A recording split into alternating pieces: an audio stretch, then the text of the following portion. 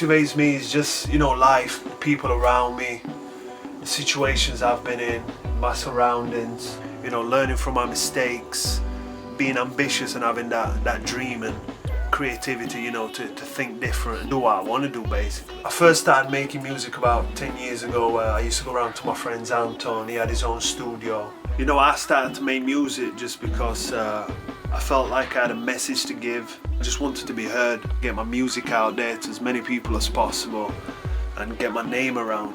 That's what it's all about. Music's all about expressing myself, man. Expressing my feelings, getting it out there to the world, and sometimes, people can relate, and that's the best feeling when people listen to your music and then you get messages saying, I was feeling down and you made me feel good, or, whatever. To me, one of the most important things is to have a positive mindset. As frustrating as it is sometimes, just to keep going, man, just be persistent. The plan is to keep going, forget about what people say. At the end of the day, it's your life and you've got to do what you want to do with it. Pick up on this! This is your time now. Some of you have been asking me questions on Facebook. Let's read some of these questions. The first music that inspired me to write my own songs, the first artist was Nas. I was about, 17, 18 when I first started writing rhymes, and I've been doing it ever since.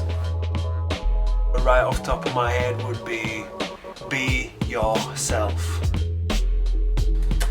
If I signed to a big record label, I would try to stay true to myself as much as possible. If they sign me because they like what I do, so hopefully I would keep on doing that. Sometimes I start with a beat, sometimes I start with a melody, or sometimes it's just with an idea that I have in my head.